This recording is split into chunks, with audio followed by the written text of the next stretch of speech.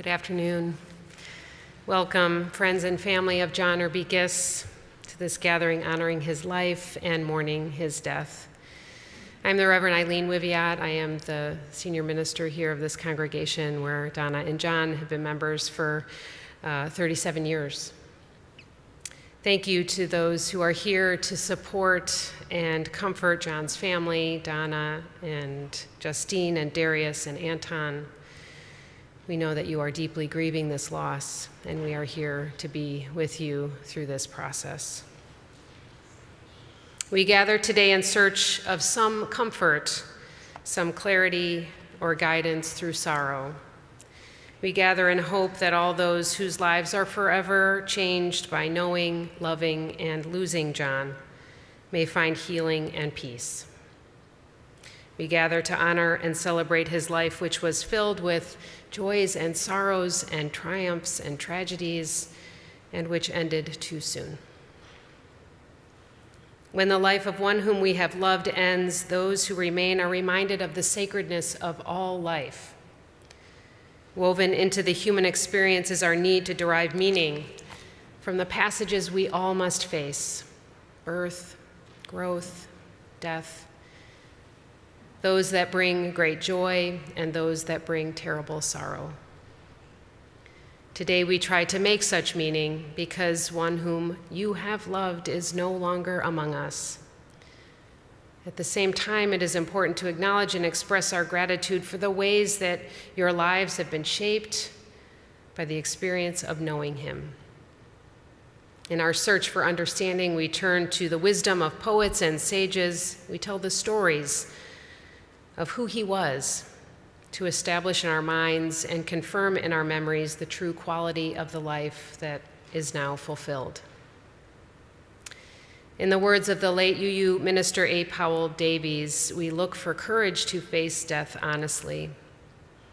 Davies wrote, "Let us be honest with death. Let us not pretend that it is less than it is. It is separation, it is sorrow, it is grief. But let us not pretend that death is more than it is. It is not annihilation. As long as memory endures, his influence will be felt. It is not an end to love. Humankind's need for love from each of us is boundless. It is not an end to joy and laughter. Nothing would less honor a vibrant soul than to make our lives drab with excessive grief. Let us be honest with death, for in that honesty, we will understand him better and ourselves more deeply. Let the gifts of peace and thankfulness come to each of us and dwell among us today and in the days to come. May we know courage through grief, and may we have wisdom to speak openly and compassionately of our loss. May we be assured of the preciousness of human life and the permanence of goodness." And now some friends of the family will read some selections from the family: Margaret Zalewski and Lily Hanscom.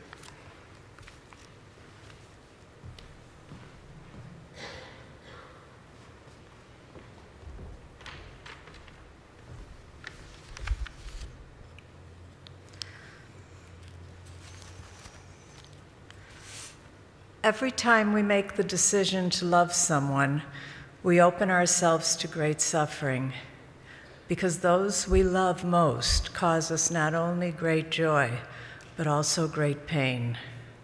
The greatest pain comes from leaving. When a child leaves home, when the husband or wife leaves for a long period of time or for good, when the beloved friend departs to another country or dies, the pain of that leaving can tear us apart. Still, if we want to avoid the suffering of leaving, we will never experience the joy of loving. And love is stronger than fear, life stronger than death, hope stronger than despair. We have to trust that the risk of loving is always worth taking.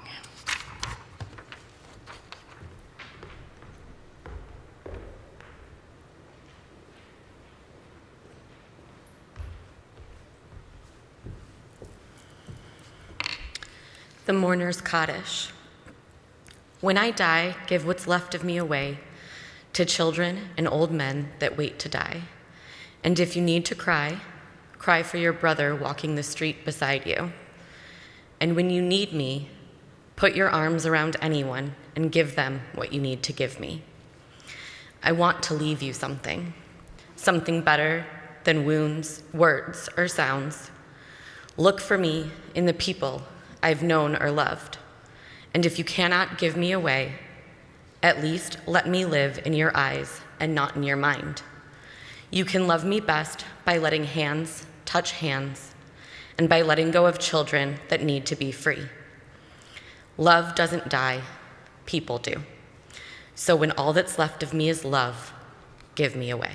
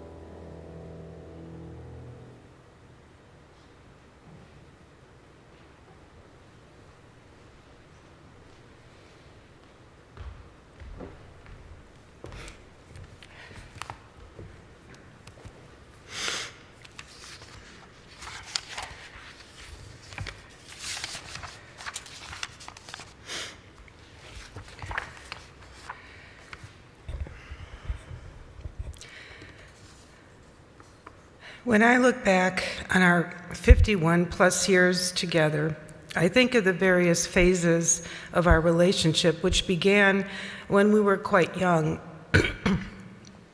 We really grew up together, teaching each other, guiding each other, supporting each other through school. Both of us achieved graduate level degrees. Through ups and downs of our financial life, when one of us was down, the other stepped in, and we made it. We traveled together to Europe and other places. We bought a big house, fixed it up, brought 3 beautiful children into this world, and were able to educate them well, helped our families through their own struggles and needs, and we grew old together. It wasn't always a bed of roses, though John was quite the romantic, and he regularly brought me flowers when things were down in my life or when we had had a spat over really nothing. He was always there to listen, and he cheered me up with his dry sense of humor and sharp wit. He was a very intelligent person, and we were always able to talk about almost any topic. John was an avid reader and well-versed in things of the world. I always appreciated his level-headed opinion, which he provided when asked. He never imposed himself on me. He was my patient, guiding light, and quite frankly, saved me from myself during those early years. He was first my friend, then my lover, and finally my husband.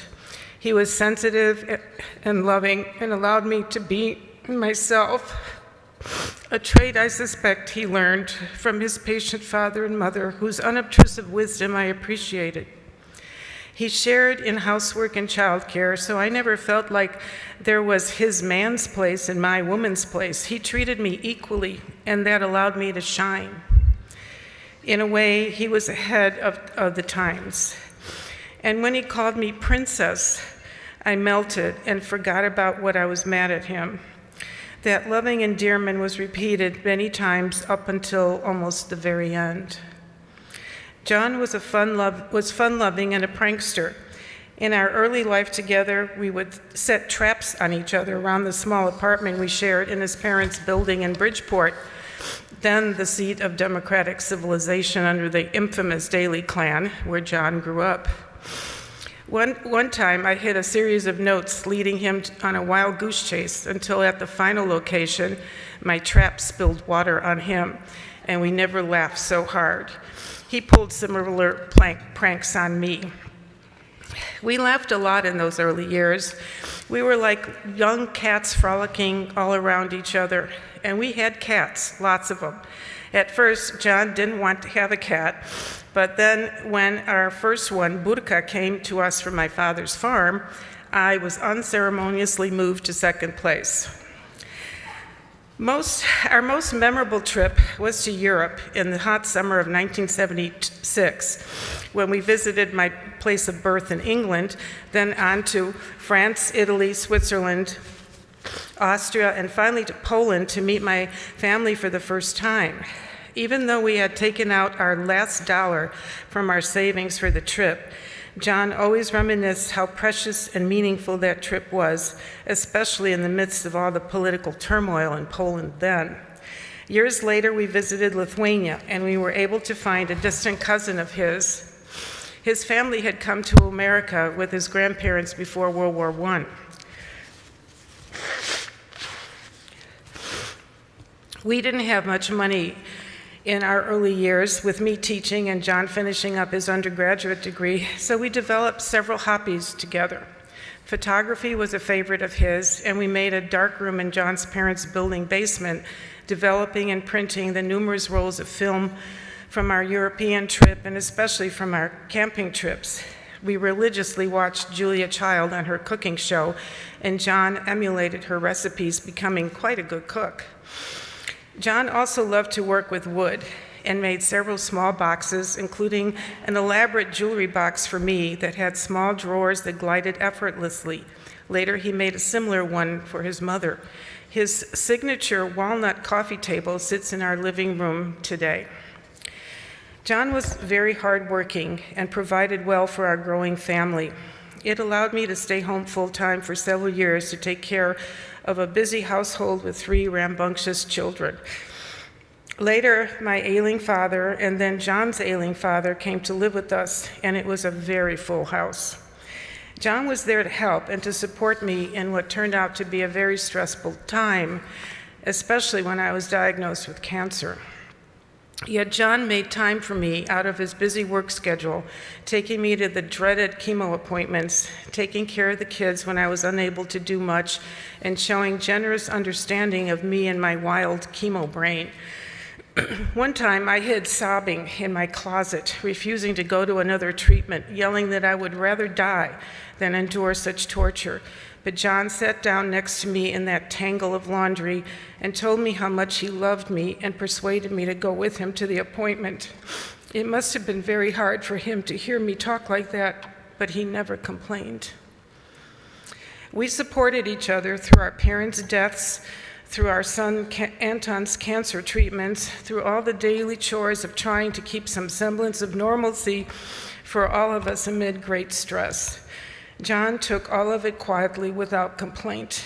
He was that considerate to not impose himself on us.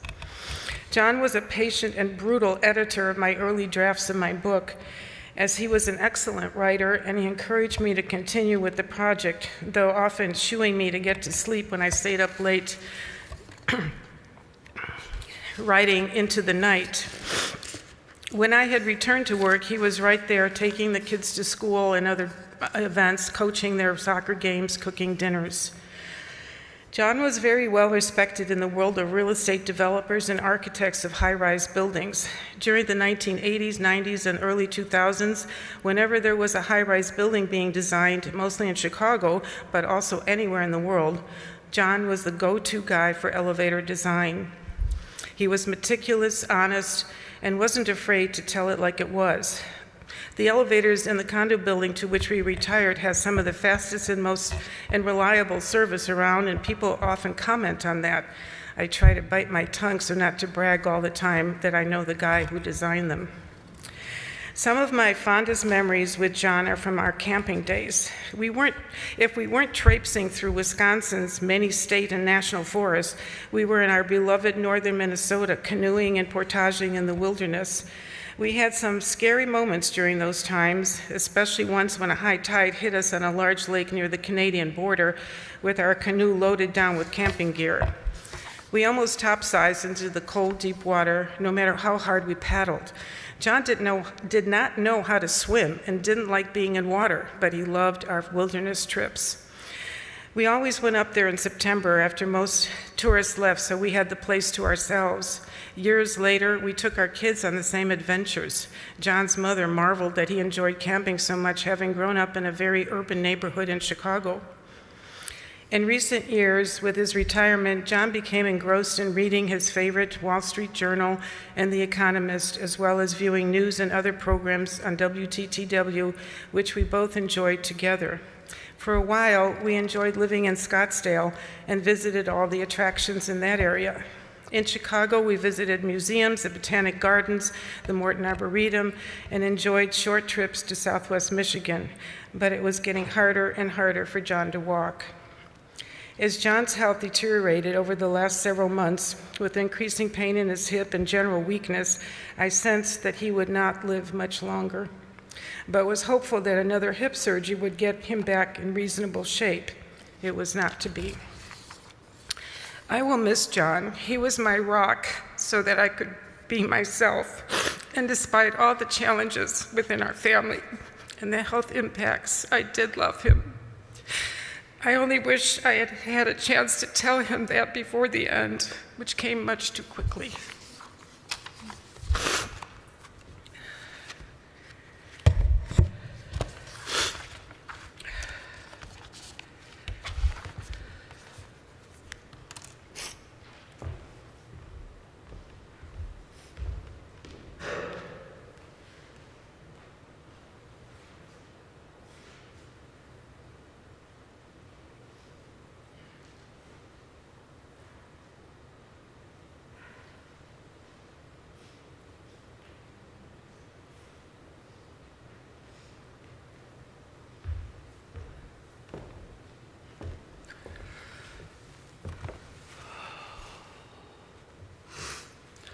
Over this past 2 weeks, I've just been a mix of emotion between sadness and anger and remorse and sorrow. But my father always wanted us to trudge forward and do better in life, no matter what. Kind of take it on the chin, just keep going. Some of my favorite memories, as my mother even mentioned, was our camping trips up in northern Minnesota. One of the first few times my father and I at least went there, we were just alone. My mother had taken my brother and sister to Disney World, and my dad needed to get away, so we just kind of kept driving all the way up into the Boundary Waters and found this beautiful cabin area. And you could go canoeing out on the lakes and not see people for days, and go fishing, camping, nothing more than a simple metal grate to indicate that that's kind of where you're supposed to stay. On our way back from one of these remote islands, we got hit with this huge storm. And on a canoe, the wind and rain are just hitting us in the face. And we just kept paddling and moving forward. It's 2 paddles forward, 1 step back, and both he and I just kept pushing through it. And that's one of those things that's really helped me kind of get along.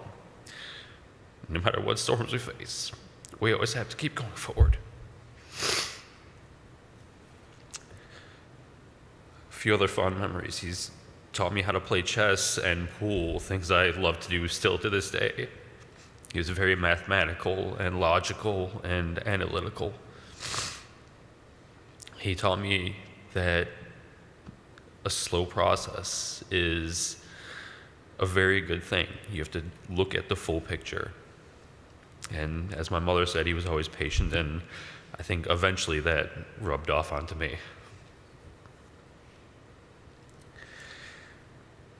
Getting a little bit further growing up, he kind of let me play with electronics. He was always a very involved parent. I've been looking through pictures over these past couple of weeks where he's showing me how to use basic tools in woodworking and letting me take apart, our first computer is an old IBM box that would scream at you every time you turned it on, if anybody remembers those days. I think I've somewhat picked up a little bit of his dry sense of humor with the dad jokes, because anybody that knew him knew those were an inevitability. You were getting dad jokes whether you wanted them or not. He was truly a great father. I was very lucky and very happy to have him. I'm going to miss him very dearly. But I always intend to honor his memory and to do best by him and to do exactly what he wished me to do, is succeed and be happy. And I intend to. So, thank you.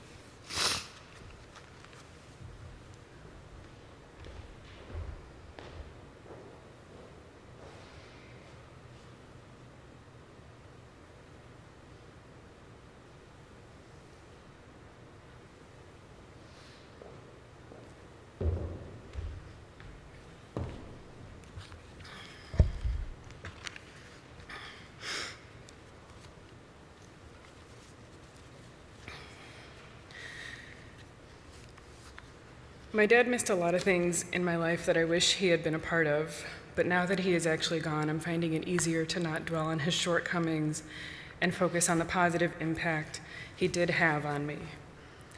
He worked hard to make it possible for his children to receive a good education and have a comfortable life. When I was a child, my father was my world. Looking through photographs recently, there are so many where I'm clinging to him. Some pictures reminded me of his time as a magician. Not professionally, of course, but it was something he would practice in front of a mirror to help him get over his public speaking nerves. My father, who generally preferred to not be the center of attention, would throw on a cape and perform his magic tricks to a room full of small children for our birthday parties. Seeing him in that way was a special treat because I didn't know it then, but my dad was much better at connecting with people one-on-one. As a child, I got to spend a lot of time with him. Sometimes I think even more than either of my brothers did. He taught me how to be comfortable using tools, including the table saw he used for his woodworking projects, among other things. I remember helping build our back deck, and honestly, you should probably weigh more than 100 pounds before learning how to use an impact wrench. In retrospect, he probably had me down there because it was easier for me to fit in the crawl space. That time with my father taught me many things, and the smell of sawdust reminds me of spending time in his wood shop. We often teased him for over-engineering even simple projects, but he said there were two ways to do anything, the right way and the stupid way. The difference often being to make a plan. Dad was calm, cool, and collected, which was in stark contrast to Mom's more energetic way of being. He was so cerebral, it was obvious to anyone who knew him that this was a man of great intellect. Sometimes while driving us to school, I would quiz him, flipping through my pocket dictionary, asking him to define words, always trying to find the hardest word I could.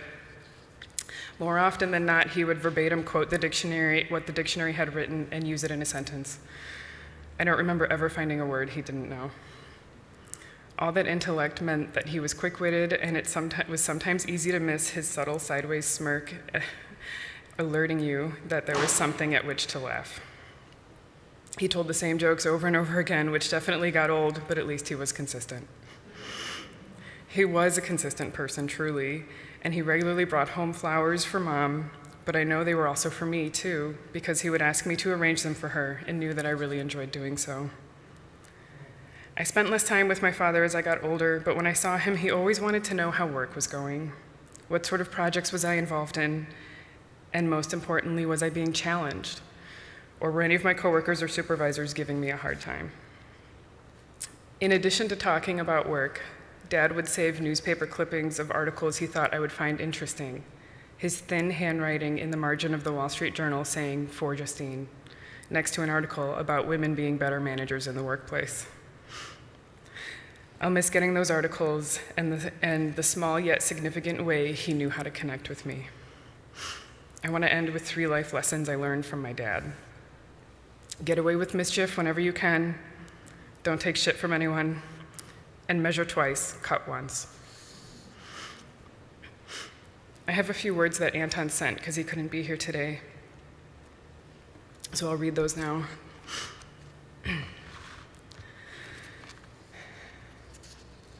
I knew my father mostly as a quiet intellectual. I admired him for always having an informative opinion about anything I was having trouble understanding.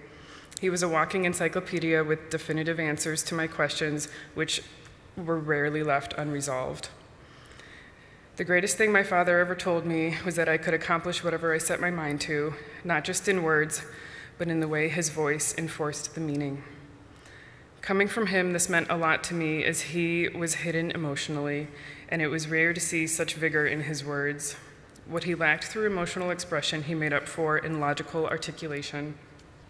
His dry but slightly dark sense of humor showed a good depiction of his choice of emotional expression. One of his memorable jokes went like this. A penguin walks into a bar and the bartender asks, "What'll you have?" To which the penguin asks, "Have you seen my brother around here?" The bartender then answers, "I don't know, what does he look like?" Throughout my life, I see how a lot of experiences we share together have stuck with me and helped shape the person I am today. For vacations, we used to enjoy adventurous camping trips in Minnesota's Boundary Waters, cabins in Door County, beach houses in Michigan and Warren Dunes, to name a few. The desire to go camping and be adventurous has since always been with me. Woodworking was a hobby of his, with him having great satisfaction completing projects and maintaining others he had built, like our memorable deck and the tree house, which held precious moments throughout my years growing up. It comes to no surprise to me why I chose to be a carpenter. I still remember with great clarity the Christmas when I was 6 years old, perhaps the most exciting year of my childhood, as I watched my dad load the software and set up Santa's most memorable gift, an IBM computer. Countless hours of entertainment had marked the beginning of my ultimate hobby, gaming. Over the years, as our relationship became less direct, I see how I kept these experiences and hobbies in part as a way to keep an indirect relationship with my father. Perhaps my perseverance in gaming and my drive to do an impeccable job at work reflected my determination to live up to the standards my father had expected of me, keeping him warm in my heart even in his physical absence.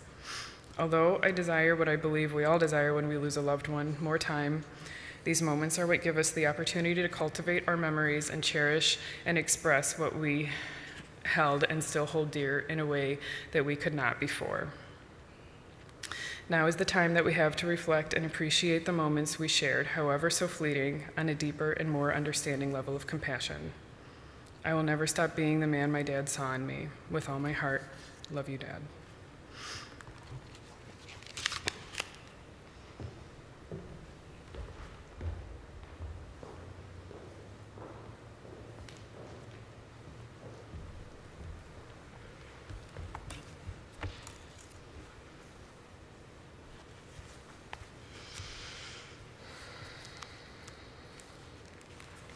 With tenderness and reverence, John's mortal remains were purified and returned to the natural elements from which he came. To our heart's remembering, we commit his spirit. There we shall hold in sacred recall our memory of him. Spirit of life, we are grateful for this time of remembrance and celebration, and for gratitude for John's life. He touched the lives of many, and his impact will remain. Let us hold one another through grief so that we may continue to love boldly, even as we reckon with loss. May we remain open to the experiences of life with joy and reverence, for that is how we honor him most faithfully. If there are any words unsaid or forgiveness withheld, may we find a way to release regrets, forgive ourselves and him, and return to peace with John, though he is no longer physically with us. With the picture of John in our mind's eye and his memory in our hearts, we take a moment to send our blessings and gratitude to him in silence.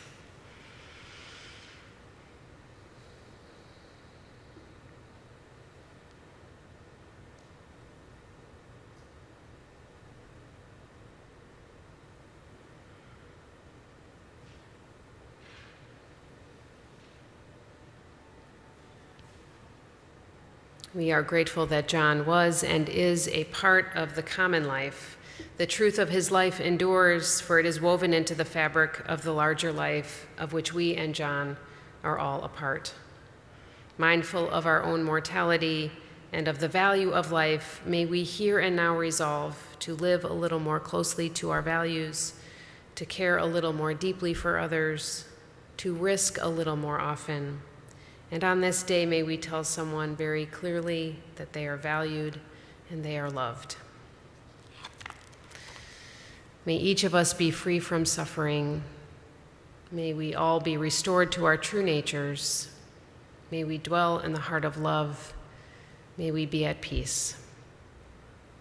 Let our hearts be lifted in gratitude for creation, for the life of John, for the promise of tomorrow, and for the love which sustains us all. As we conclude, the family wants to invite you to join them at Trattoria DOC after the service, and we'll be gathering in the back where you can express your memories of John and your condolences to them. And please let Justine know if you do want to attend the meal at Trattoria DOC so she can take your name down. Thank you for being here.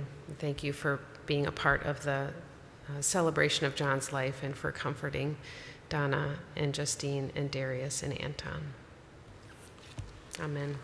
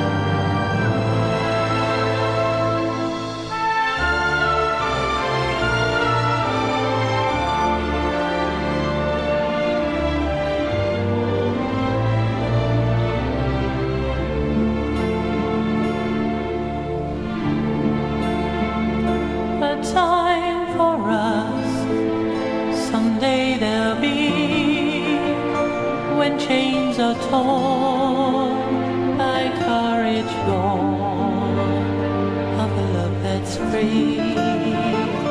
A time when dreams so long denied can flourish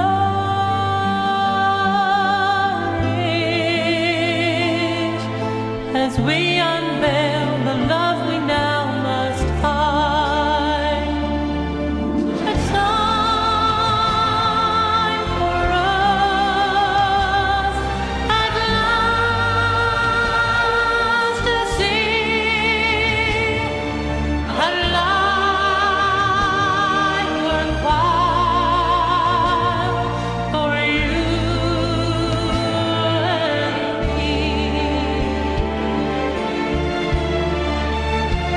And with our love, through tears and thorns, we will endure as we pass surely through every storm. A time for us, someday there'll be a new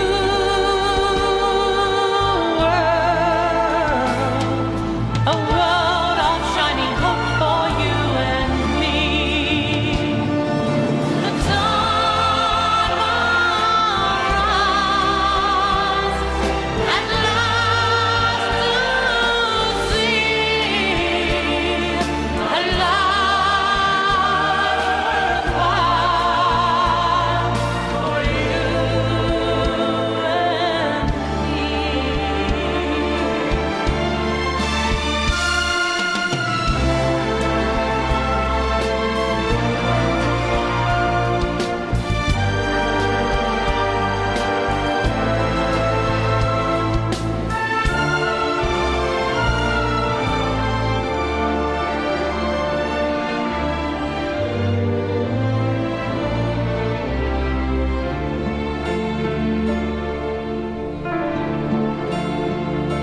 And with our love, through tears and thorns, we will endure as we pass surely through every storm. A time for us, someday there'll be a new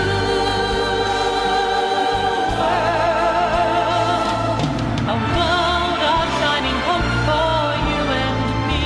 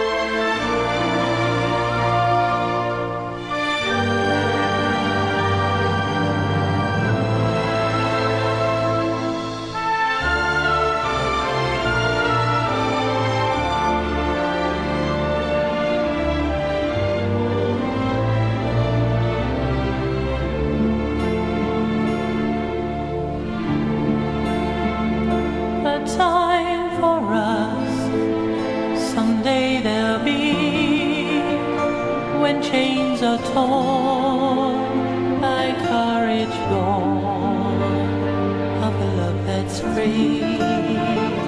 A time when dreams so long denied can flourish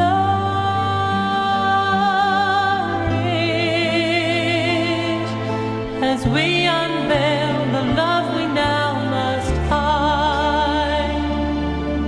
It's time for us at last to see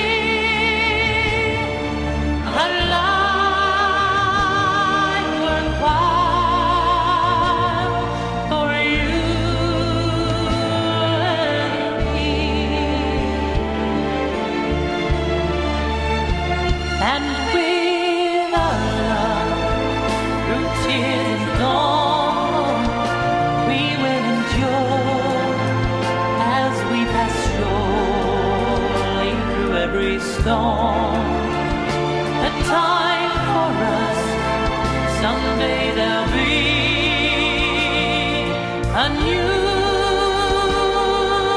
world, a world of shining hope for you and me. A time for us at last to see a life worthwhile for you and me.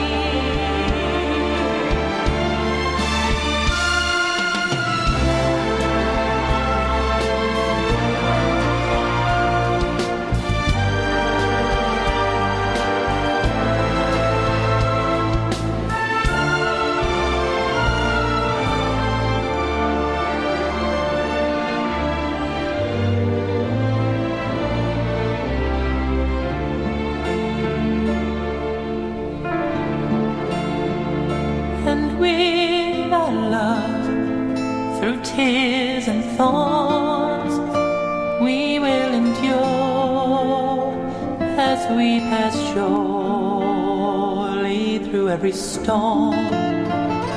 A time for us, someday there'll be a new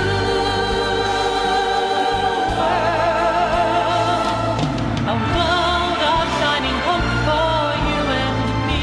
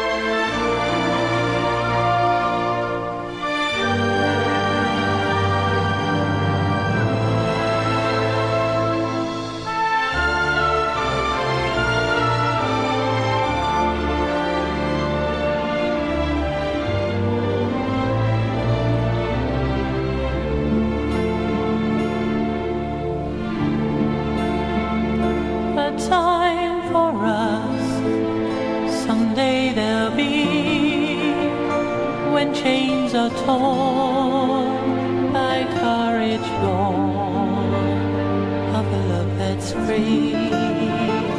A time when dreams so long denied can flourish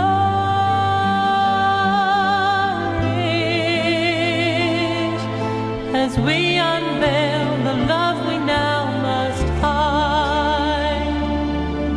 A time for us at last to see a life worthwhile for you and me. And with our love, through tears and thorns, we will endure as we pass surely through every storm. A time for us, someday there'll be a new world, a world of shining hope for you and me. A time for us at last to see a life worthwhile for you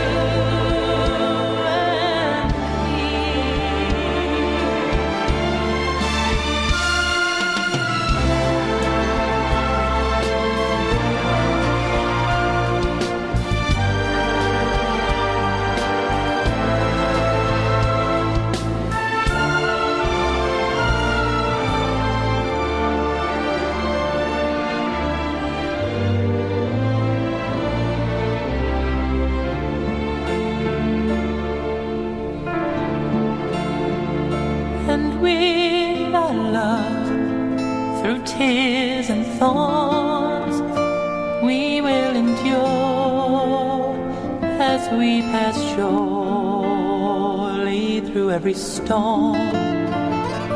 A time for us, someday there'll be a new world, a world of shining hope for you and me.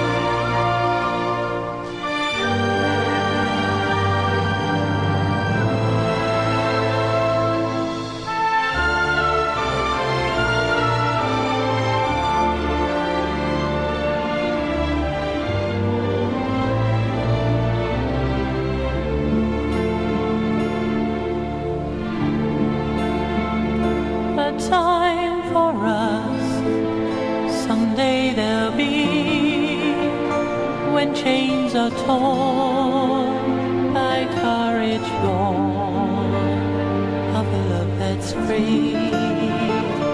A time when dreams so long denied can flourish